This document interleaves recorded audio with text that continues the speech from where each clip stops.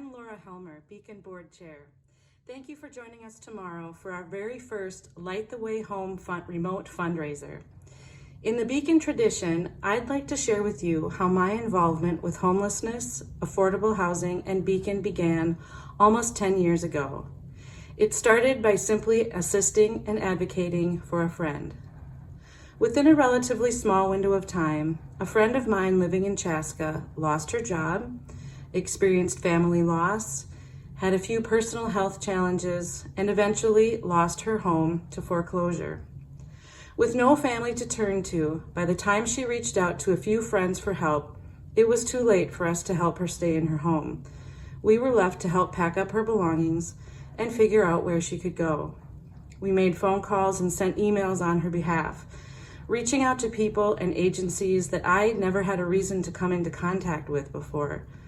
I distinctly remember it was during this time that I first heard the saying, "Life begins at the end of your comfort zone."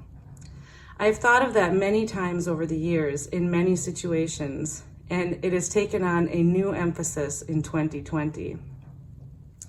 While reaching out to everyone we could think of, we quickly discovered that there was no place for her to go. There were no emergency shelters in Carver County where she lived, and she got referrals to shelters in Hennepin County, far away from the small personal support system that she had.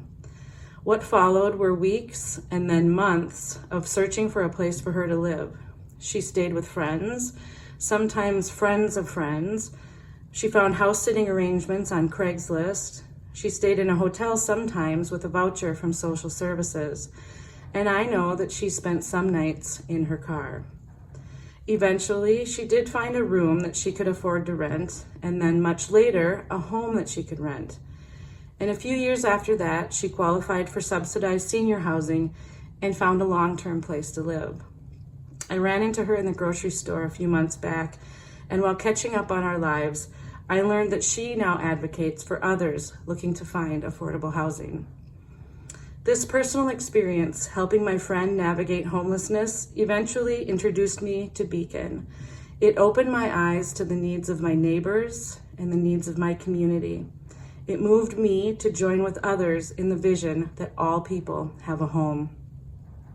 When neighbors come together as advocates for home, we are powerful.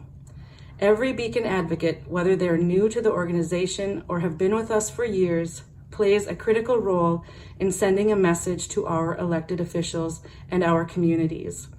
Our message is this: the time for home is now. The systems are broken, and too many neighbors, especially people of color, are locked out of the safety and stability that affordable homes provide.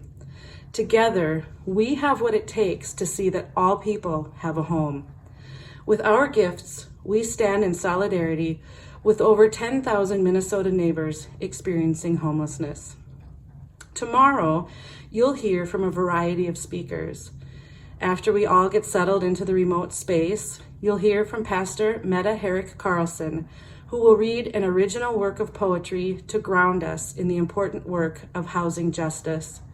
Then, you'll have the opportunity to hear from Lee Blondes, Beacon's president and CEO, about Beacon's plans for policy work in the coming months and why affordable housing is needed now more than ever. We'll be joined by Clifton, a young artist living at Nicollet Square, who will share his perspective on what home means to him. Finally, Damon Dean will share his personal journey with Beacon and why he feels compelled to give as a way to stand with his neighbors. We're excited to share our vision for systemic change through our policy campaign. It's an exciting new step for Beacon, and we know that we have the opportunity to create historic change for all Minnesotans.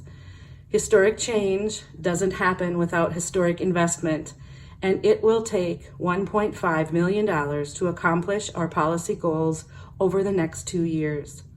Together, we can lead on changing policies so all people in Minnesota, neighbors seen and unseen, have a home they can afford. We look forward to being in community with you tomorrow.